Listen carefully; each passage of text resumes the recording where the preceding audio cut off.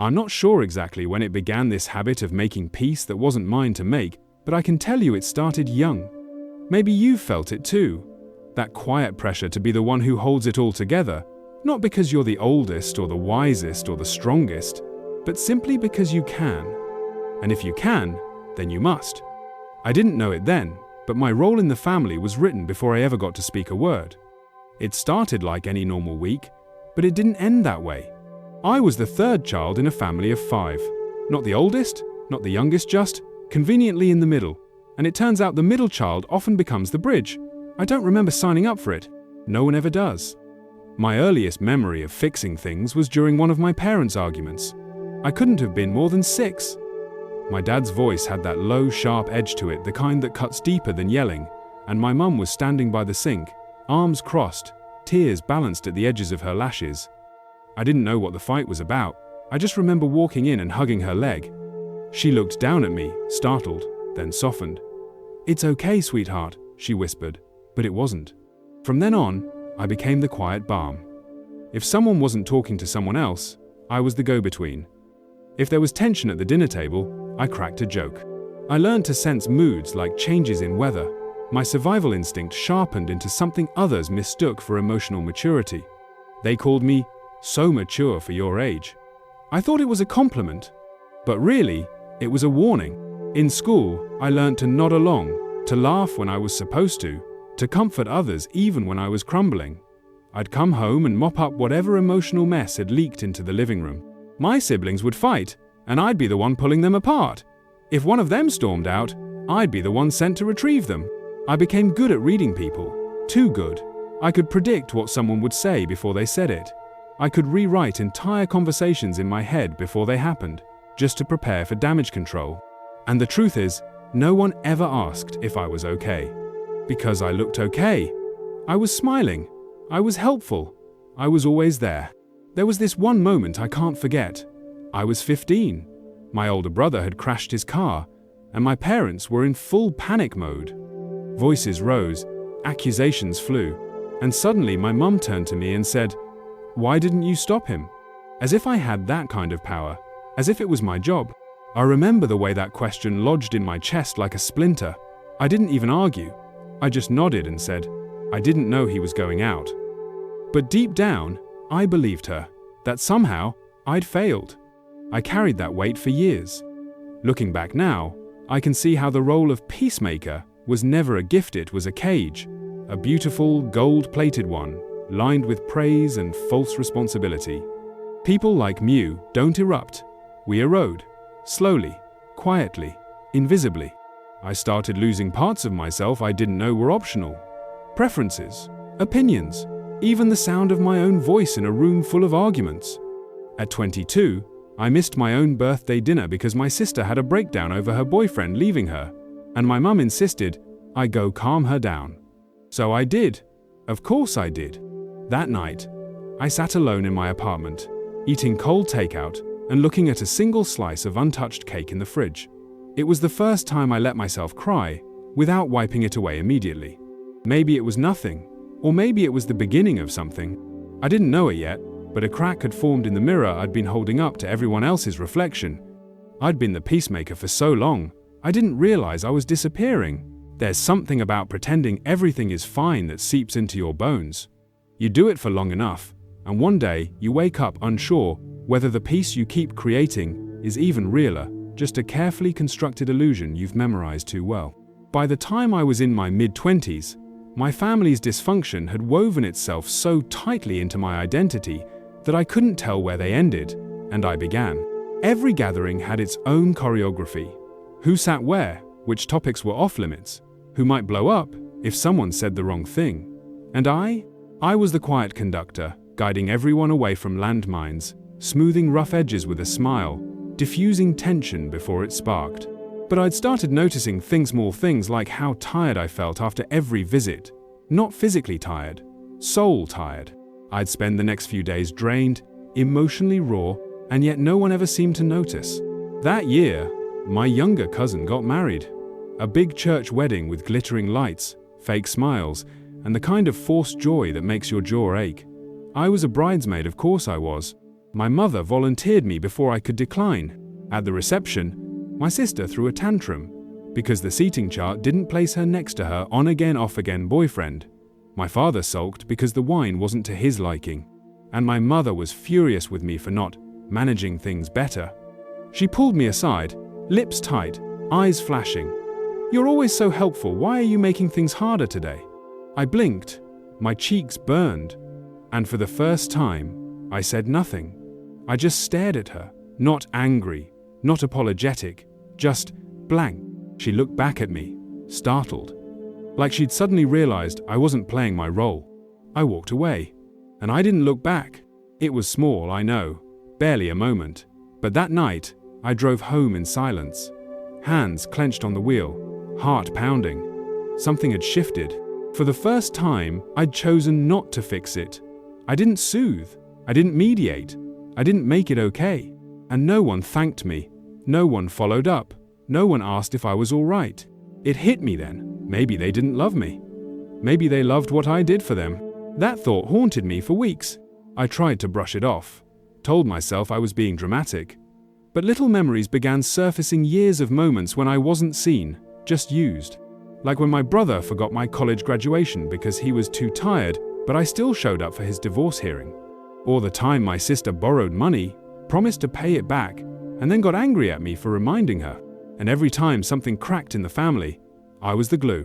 It wasn't until one night, curled up on my apartment floor with an untouched dinner beside me and my phone buzzing with yet another group chat meltdown, that I whispered aloud, "What if I stopped?" The silence that followed was deafening and terrifying, because if I stopped being the peacemaker, who would I even be?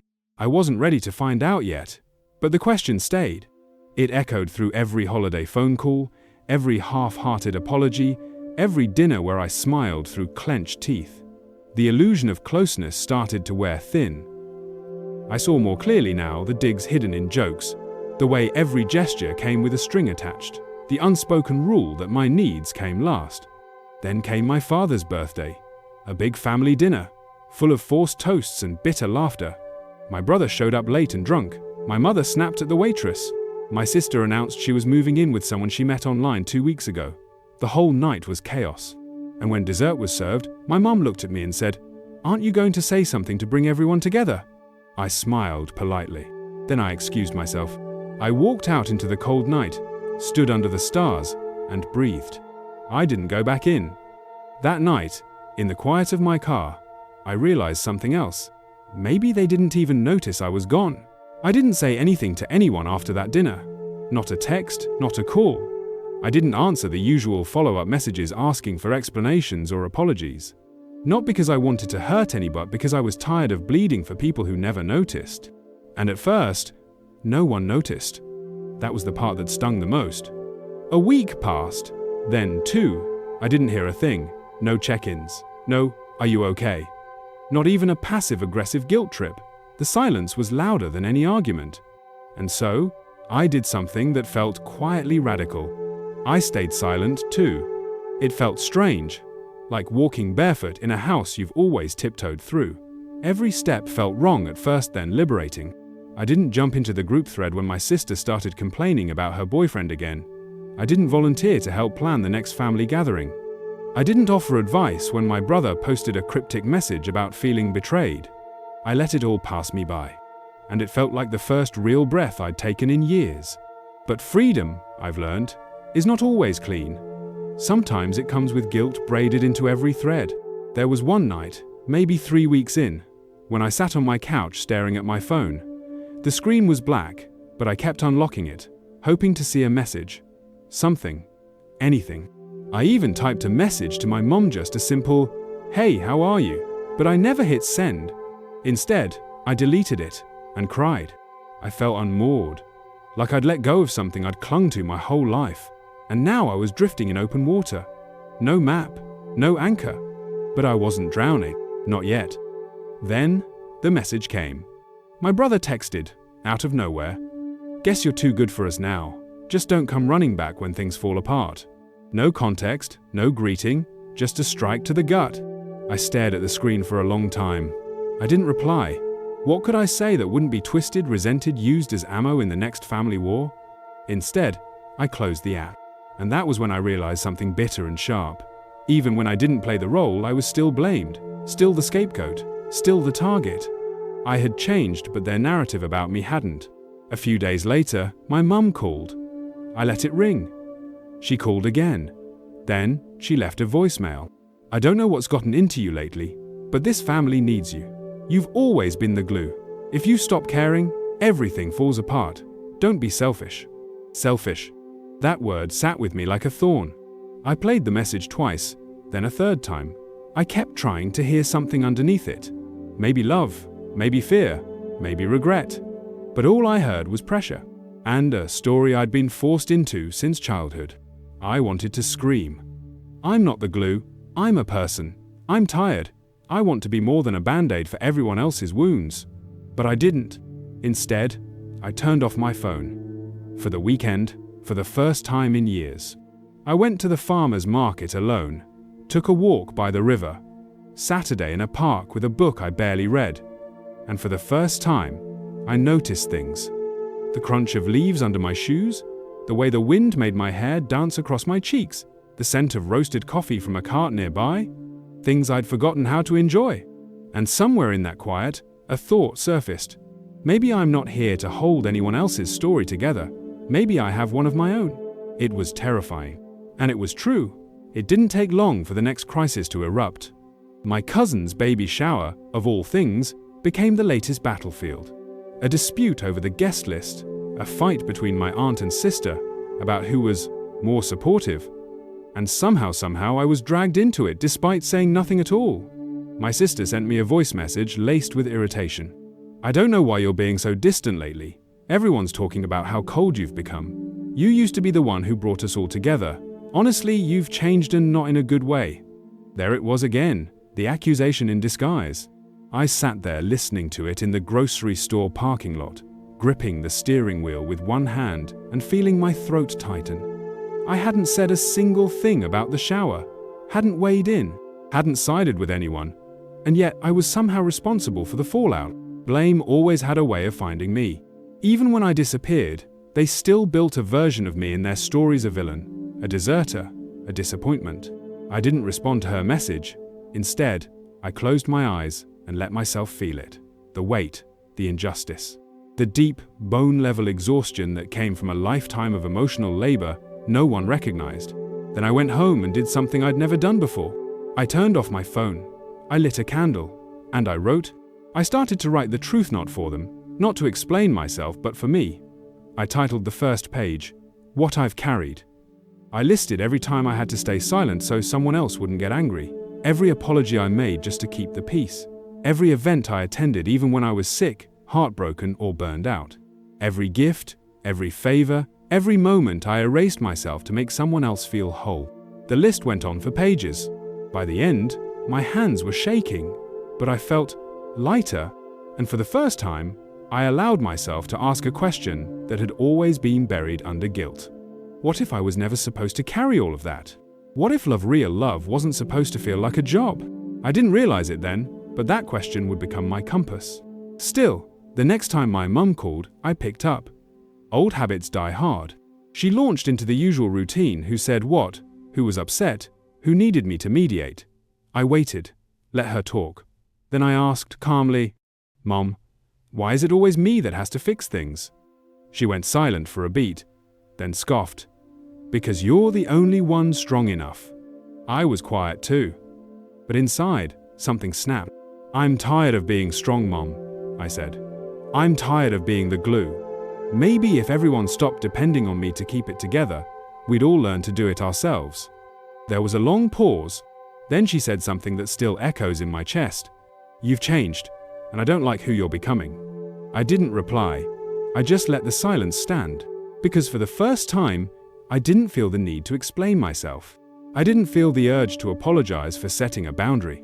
I hung up and cried, not because I regretted it, but because part of me still wanted her approval, still wanted to be loved for more than just my usefulness. But I also knew this: I couldn't be the emotional janitor of a family that refused to clean up after themselves. The next day, I blocked the family group chat. I sat in my kitchen, drinking lukewarm tea, and watched the morning sun hit the window just right. The steam from the mug curled like breath in winter air, and I thought, let them talk, let them twist the story, let them miss the version of me that always said yes. Because that version of me doesn't live here anymore. The phone call that ended everything came on a Tuesday night. I remember the way the light from the hallway spilled across my kitchen floor, catching on a plate I hadn't bothered to wash. The kind of stillness that usually comes after a long day, but this time, it was the calm before the collapse. My phone lit up with my mother's name. I hesitated, then answered. At first, her voice was too composed, the kind of fake calm that only ever precedes a storm. She asked me if I was planning to come to Easter dinner. I told her I hadn't decided yet. She exhaled sharply. I just don't understand you anymore, she said. I replied quietly, you don't have to understand me, but I need you to respect my space. Then it began. She launched into a familiar, tired litany how I was ungrateful, how I thought I was better than everyone, how I'd abandoned my family after everything they'd done for me. And then, her voice rising, cracking under the weight of years of unsaid things, she said the words, I will never forget. As far as I'm concerned, you're not part of this family anymore. There was a sharp ringing in my ears. I stood still, the receiver pressed to my cheek, frozen. My other hand trembled slightly over the sink. The faucet dripped behind me soft, steady, like a clock ticking down something I hadn't seen coming. I didn't scream. I didn't cry. I just stood there. And then I hung up. She called again. I let it go to voicemail. I listened to it later, her voice raw with tears and fury, calling me selfish, cold, cruel. But I never called her back. Because something broke in me that night, not from her words, but from what I didn't feel. I didn't feel shocked. I didn't feel devastated. I felt free. Like she'd finally said out loud what I had always sensed quietly for years, that I was only part of the family if I played the part they'd assigned me. The days that followed were quiet, painfully so. I went to work. I came home. I made dinner for one. I watered the plant by the window and watched the wind curl through the curtains. I didn't tell anyone what had happened. Not my friends. Not even my therapist, not right away. I wanted to hold the moment alone, let it settle before I let anyone else interpret it. And I learned something important in that silence. It's one thing to set boundaries, it's another to realize that those boundaries might cost you the only family you've ever known. And I had to grieve that.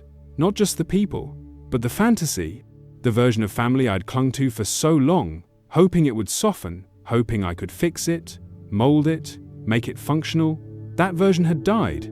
Or maybe it had never truly existed. I had to sit with that truth, let it pierce me, and still choose peace. I remember walking through a nearby park that weekend, the first warm day after a long winter.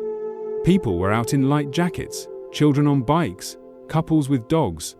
I sat on a bench under a budding tree and felt the sun on my face. And in that moment, I thought, this is what it feels like to not be responsible for anyone's emotions but my own. It was terrifying and beautiful. Because even as I mourned the idea of being family, I was also discovering something I'd never really known. I belonged to myself now, and no one could take that from me. I wasn't prepared for how lonely healing would be. I had always pictured it like a soft sunrise, gentle, illuminating, hopeful. But in reality, healing felt more like sitting in the ruins of a life you built for other people, and realizing that none of it had ever truly been yours. The first holiday season came fast. Thanksgiving, then Christmas, then New Year's. 3 back-to-back reminders that I wasn't where I used to be, wasn't welcome there anymore. The group texts were quiet now. I had removed myself from the threads, blocked a few numbers that only reached out to guilt trip, not to understand. My inbox held no invitations, no, are you coming? No, we miss you. And yet, the ache lingered. I decorated my apartment in soft gold and white, bought myself a tiny artificial tree, lit candles that smelled like cinnamon and memory. I made my favorite dishes: stuffing, mashed potatoes, roasted carrots, and plated everything for one. I even poured a glass of wine and played soft music like I had every year growing up. But the chair across from me stayed empty. And that night, when I curled up on the couch, I cried not because I regretted leaving, but because I was grieving the parts of me that still longed to be loved by people who couldn't love me the way I needed. Grief isn't just for loss of life.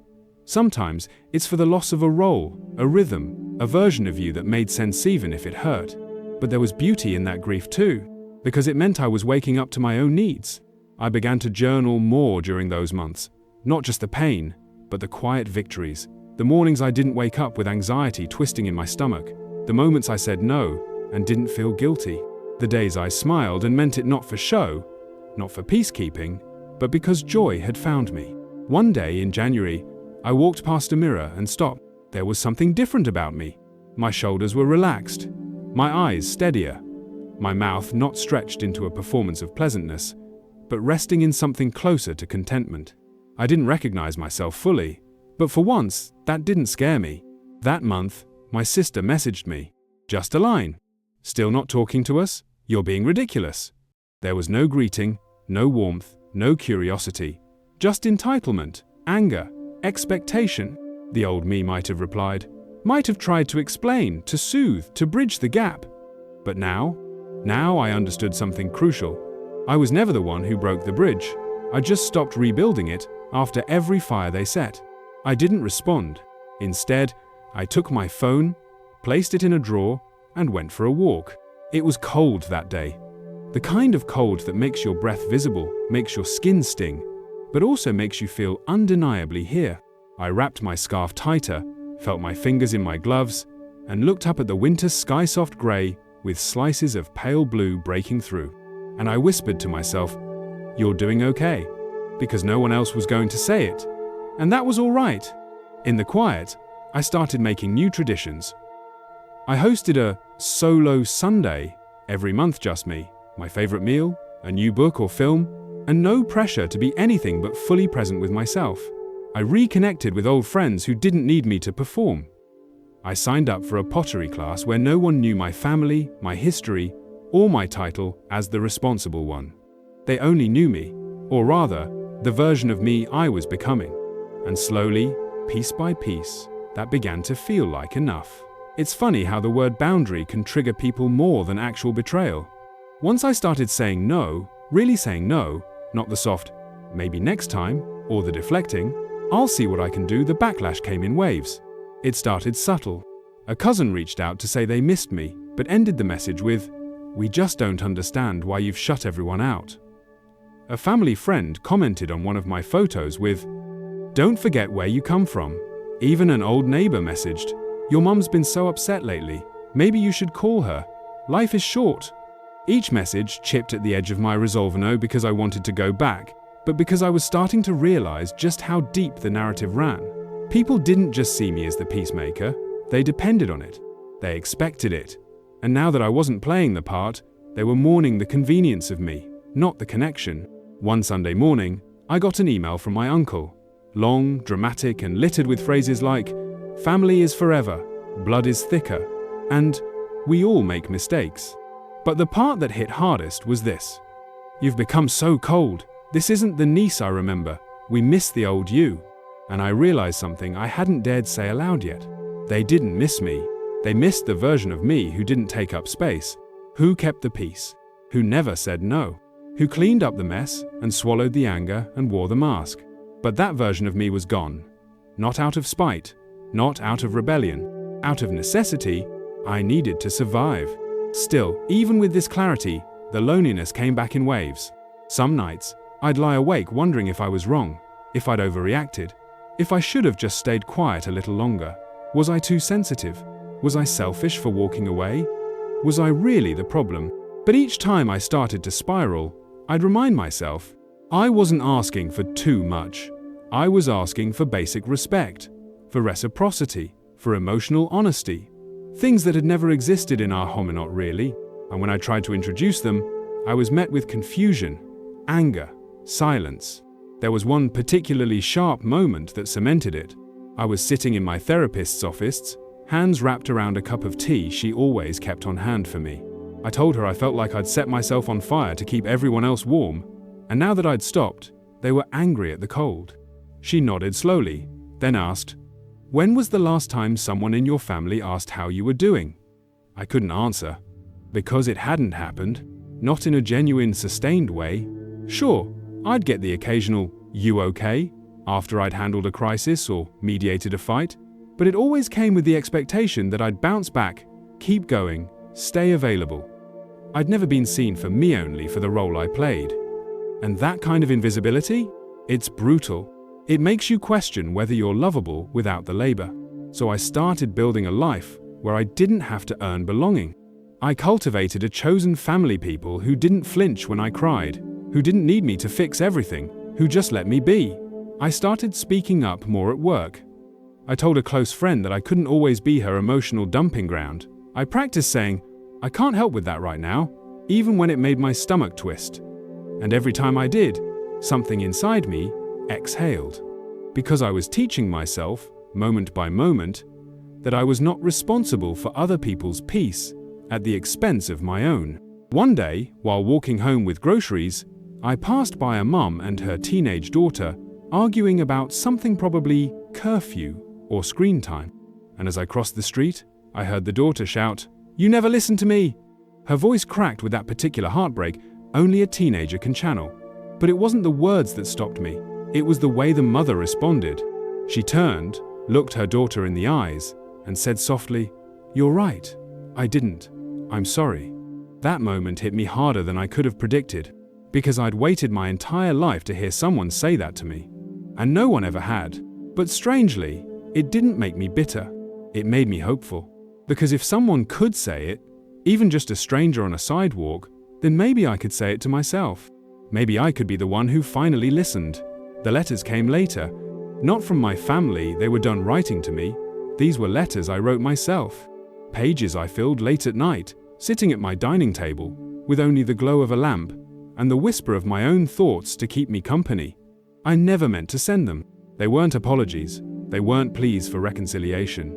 They were more like exorcisms, writing out every word I had swallowed for decades. Everything I hadn't said at the dinner tables, during the shouting matches, in the tense silences after family events where I sat quietly and absorbed the hurt so no one else had to. The first letter was to my mother. I wrote, "You taught me how to hide my feelings behind a smile. You made me believe that silence was noble, that suffering without complaint was love. But that wasn't love, that was control." Then one to my sister. "I loved you even when you made fun of me in front of your friends, even when you borrowed from me and never paid it back, even when you laughed at my anxiety. But I see now that your love only existed when I was convenient." Another to my father. "I don't know what scared you into silence, but your silence raised me. And while I craved your protection, what I really needed was your voice." These letters flowed out of me like blood from a reopened wound. Some of them were messy, others surgical, but they all carried the same root emotion: grief. Grief for the childhood I lost in service of everyone else's comfort. Grief for the person I might have become if I hadn't spent years dimming myself to avoid triggering someone else. Grief for the love I tried to earn by sacrificing every piece of myself. I burned the first draft of each letter. There was no rage in the fire-only release, and after that, I started writing letters to myself. They were different, softer, gentler, like someone wrapping a warm blanket around my shoulders in a storm I didn't know I'd survived. One of them read, "I see you now, not for what you do, but for who you are. You are not a fixer. You are not responsible for other people's peace. You are allowed to rest." Another said, "You are not dramatic. You are not too sensitive. You are not a burden. You are allowed to exist as you are." These were the letters I'd needed my whole life. And so, I wrote the mover and over until the words stopped feeling foreign in my mouth. That spring, I took a solo trip to the mountains. I rented a tiny cabin nestled between tall pines, with no Wi-Fi, no signal, no pressure to be reachable. I packed books and snacks and notebooks and silence. The silence, especially, was something I had feared, but in that quiet, I found answers I hadn't realized I was still seeking. I sat on the porch one morning, coffee in hand, watching mists snake through the trees. I thought about who I used to be, the peacemaker who anticipated everyone's needs, who turned herself into a bridge so others wouldn't have to cross discomfort. And I whispered, "She's gone, and I miss her, but I don't want her back." That confession cracked something open in me. Because I had loved being needed. I had loved being praised for my calmness, my strength, my reliability. But now, I could see the cost. I'd built an identity around being indispensable and no one had stopped to ask if I was okay. Not even me. I stayed in that cabin for 3 days. I read, I cried, I slept like I hadn't in years. I let myself remember moments I had buried, birthday parties where I was forgotten, school awards no one attended, times I said, I'm fine when I was falling apart inside. But I also remembered my strength, my kindness, my desire to make things better not out of obligation, but out of love. And I realized something I hadn't dared say aloud before. I could still be kind, still be generous, still be loving without losing myself. Because now I had boundaries. Now I knew my worth wasn't in how well I managed others' emotions. It was in how fully I showed up for myself. When I drove home from that trip, I didn't feel fixed, but I felt grounded, more in my body than I had in years. I played music loud in the car, windows down, wind in my hair, and I sang not well, but with my whole chest. And for once, I wasn't performing. I was just free. Therapy helped, but not in the way I expected. I used to think therapy was about solving problems, clearing out the emotional debris so you could return to normal. But the truth is, there is no return. There is only rebuilding. And rebuilding means you have to get honest about what was never solid to begin with. In one of my early sessions, I told my therapist, I just don't want to be the bad guy. She tilted her head gently, then asked, Who told you you were? That question hit harder than I expected. Because no one ever said it directly, but it was always there. In the pauses after I said no, in the looks, the silences, the careful words that felt like accusations disguised as concern. I spent so long trying not to be too much, too emotional, too distant, too opinionated, too selfish. I trimmed myself into something acceptable, manageable, palatable, and then I left that version of me behind and suddenly, I was too cold, too harsh, too unforgiving. There was no winning, only disappearing. So therapy became a space where I was allowed to not perform. I showed up messy, defensive, tired, angry, and instead of being punished or guilted, I was met with curiosity.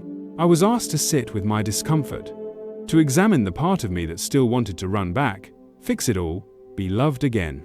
But more importantly, I was asked to make peace with the idea that love doesn't always look like what we were taught. Sometimes it looks like absence.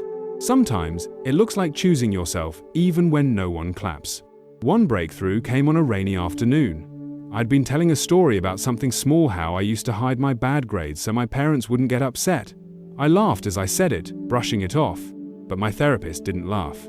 She said, "You were a child managing adult emotions. That's not funny, that's heartbreaking." I sat still for a long time after that, and something softened. Because for the first time, someone named the thing I had buried so deep, it stopped feeling real. That what happened to me wasn't just sad, it was wrong. It gave me permission to rewrite the stories I told about myself, not as the problem solver, not as the emotional sponge, but as a person who had been hurt, a person who survived, a person who deserved ease. That shift changed everything. I stopped excusing their behavior as just how they are. I stopped minimizing the impact. I stopped hoping they'd come around, apologize, finally see me. Instead, I started seeing myself. I got better at catching old habits like explaining myself too much or softening my tone to make others comfortable. I practiced staying silent when someone was uncomfortable with my truth, not out of cruelty, but out of self-respect. I also started saying things I'd never said before. No, I'm not available this weekend. I'm not comfortable with that conversation. I need time to think before I respond. Each sentence felt like reclaiming territory I hadn't realized I'd ceded. And then, slowly, something beautiful began to happen. I started to like myself. Not the version of me that kept everyone happy, the real me. The quiet thinker, the one who cried during commercials, the one who loved bookstores and thunderstorms and solo Sunday brunches. The one who didn't want to talk about the family drama anymore, who wanted to talk about ideas, feelings, plans for the future.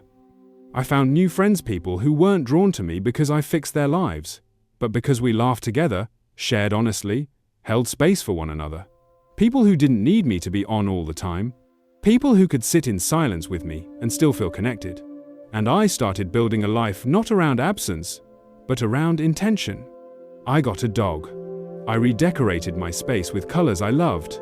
I threw away the guilt-soaked dishes passed down from my grandmother and bought bright, mismatched plates that made me smile every morning. I even started a small garden on my balcony, herbs and tomatoes and flowers that bloomed under my care. For the first time, nurturing didn't feel like sacrifice.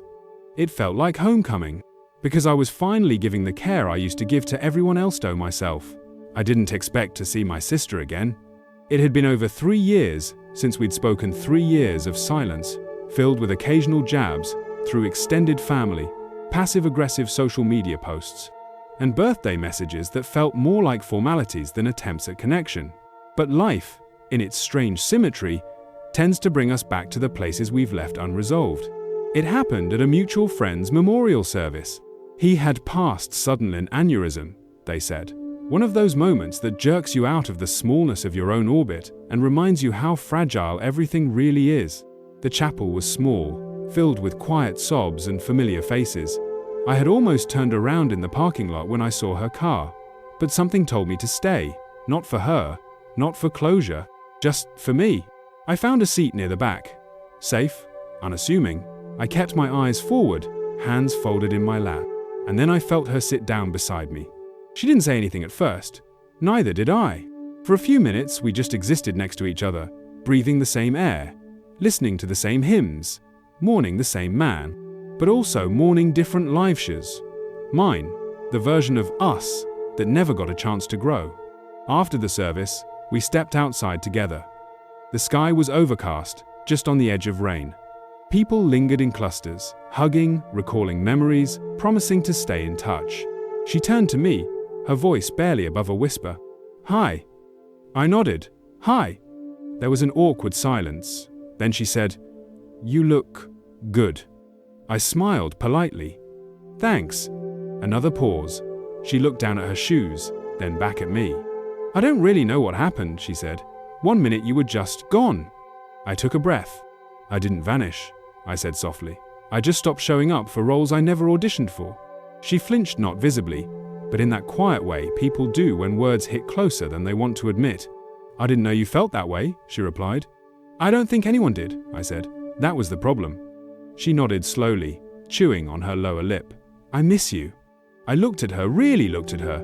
Her hair was longer, her eyes softer. She didn't look like the person who used to weaponize my silence or laugh off my pain. But people can wear new masks just as easily as they wear old ones. "I miss the idea of us," I said honestly. "But I don't know if we ever existed in a way that was healthy for me." Her eyes watered. "I'm sorry." It wasn't a grand apology. It wasn't followed by excuses or justifications. Just 2 words. Sincere, small, delicate. And for the first time, I believed her. We didn't hug. We didn't make plans. We just stood there, 2 people with shared history, shared blood, but separate futures. And that was enough. Driving home that evening, I didn't cry. I didn't overthink it. I didn't replay every word, or pick apart the tone of her voice. I let it be what it was, a moment. A tiny thread of peace in a tapestry frayed by years of pain.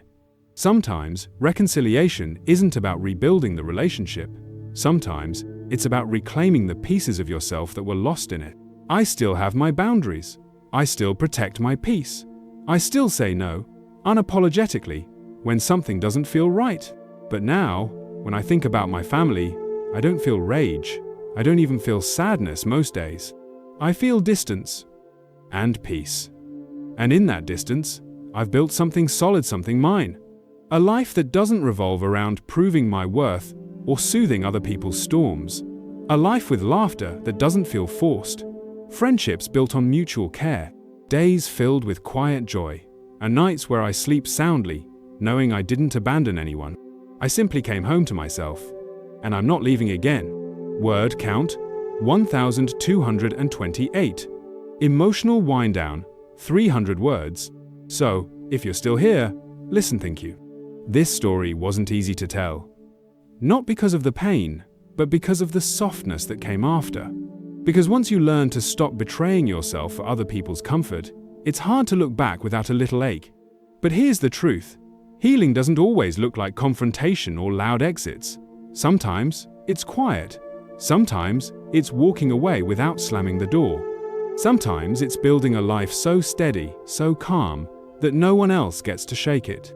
If you've ever been the one to hold the family together, if you've ever swallowed your truth just to keep the peace, if you've ever wondered whether your needs were too much, they're not. You are not too much. You are not selfish for wanting to rest. You are not wrong for choosing yourself. It's okay to miss the people you walked away from, and it's okay to not want them back in your life.